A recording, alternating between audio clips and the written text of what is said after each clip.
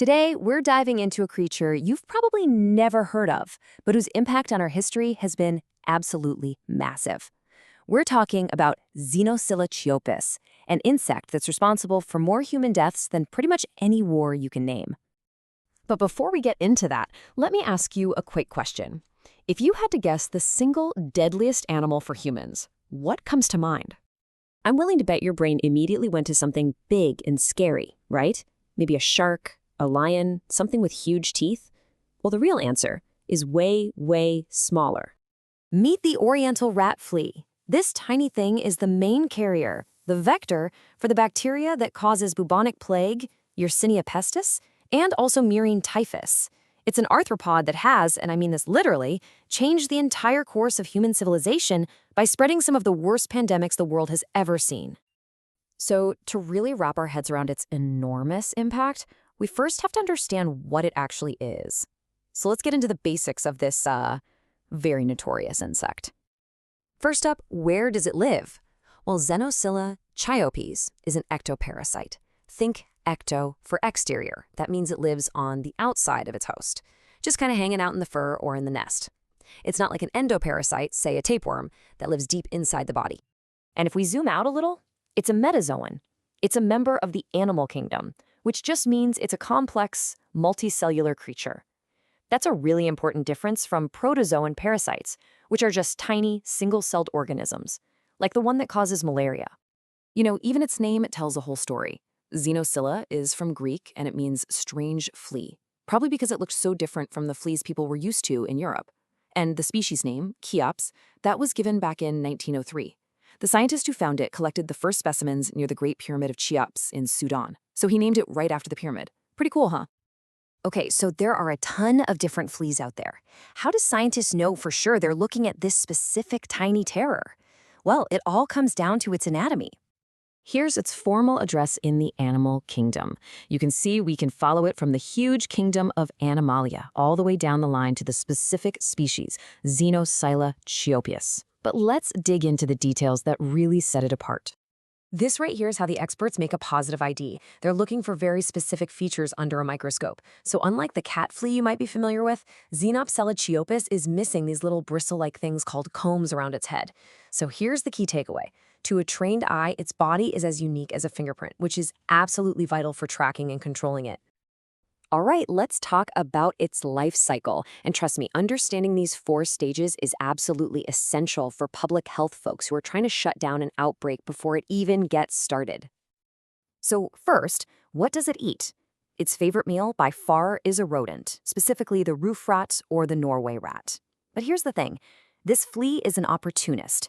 When its rat host dies from the plague, the hungry fleas don't stick around. They abandon the cooling body and hop onto the next warm meal they can find. That could be a dog, a cat, or a person.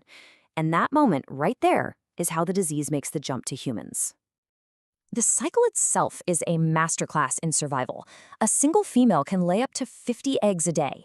They're not sticky, so they just fall right off the host and into its nest, completely hidden. Then these little wormy larvae hatch and eat whatever gunk is lying around, especially the dried, blood-filled poop from the adult fleas. After that, the larva spins a tiny, camouflaged cocoon. And finally, when it senses vibrations or heat from a potential host, the adult flea bursts out, starving for blood and ready to start the whole deadly cycle over again. Now, this flea didn't just stay in one place.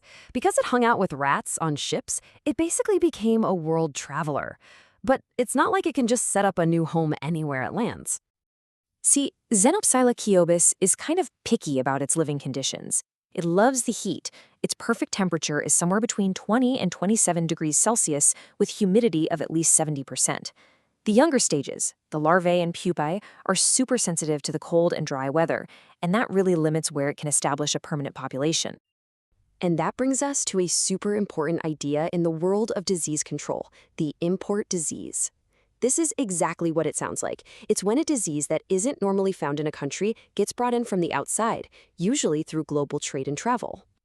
Let's use the Netherlands as a perfect example. The weather there is generally way too cold for this flea to survive out in the wild, but they have huge seaports like Rotterdam. That means there's a constant risk of infected rats hitching a ride on cargo ships.